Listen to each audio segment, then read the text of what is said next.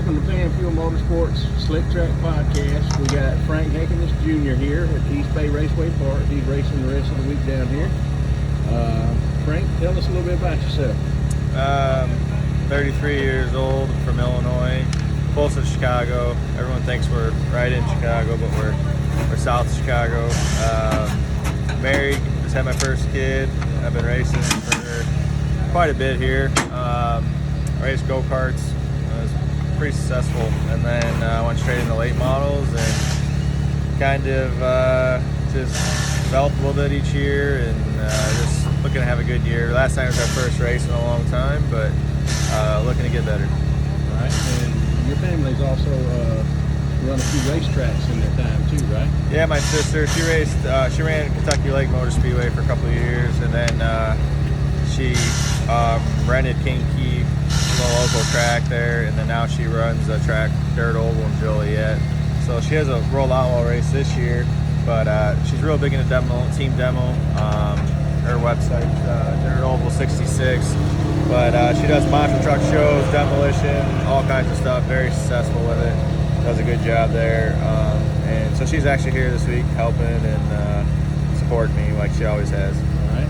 So let's get down to the nitty gritty. Yep. We got 3 envelopes, A, B, or C. We'll let you choose which one. B. B. All right. You pull them out, get you a glance over, and then I'll read them off one at a time. And hopefully they're not too crazy for you. Oh, they're good. All right. I get it. All right. Number 1, name a sponsor you'd like to see come into the sport. I like to see like a more of an energy drinks type stuff. Like I'd like to see Red Bull or something. They do a lot of like the F1 cars, motocross, snowcross, and I think if someone like that came into our sport, it'd change it pretty drastically. Good deal. Number 2, what got you into racing?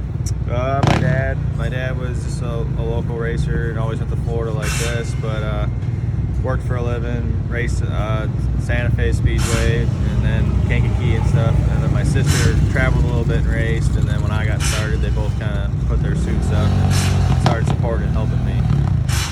All right, number 3, where do you see yourself in 5 to 10 years in your racing career? I don't think I'll be racing anymore in 5 or 10 years, just because if my son wants to race, I think I'll stop what I'm doing and help him. Kind of like my dad did with me.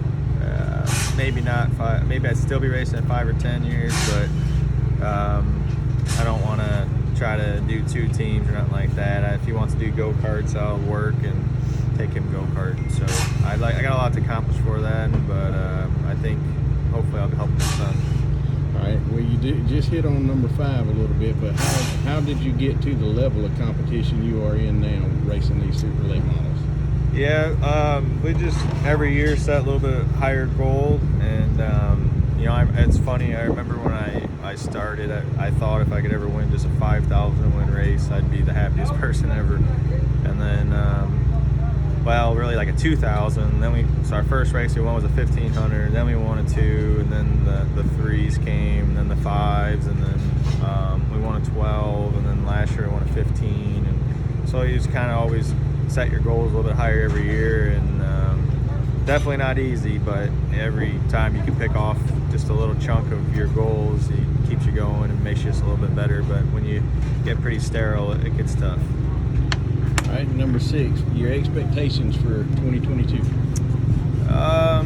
I'll answer that in 2 parts. My expectations for down here would be if we can sneak a win would be great, but these guys have been racing for a month and a half, so we're way behind. We haven't raced in a long time, but so shoot for some top 5s down here, top 3s, and then for this year, we can get 10 wins. I'd be really happy with that.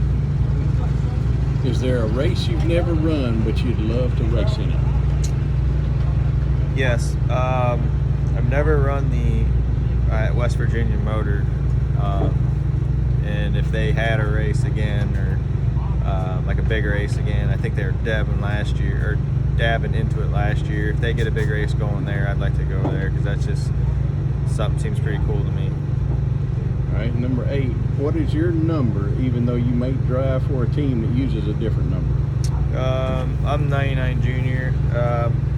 I have that number because my old man was 99, and then my sister was 99, and then when I came along, I thought 3 99s would be pretty confusing. So we threw the JR on it.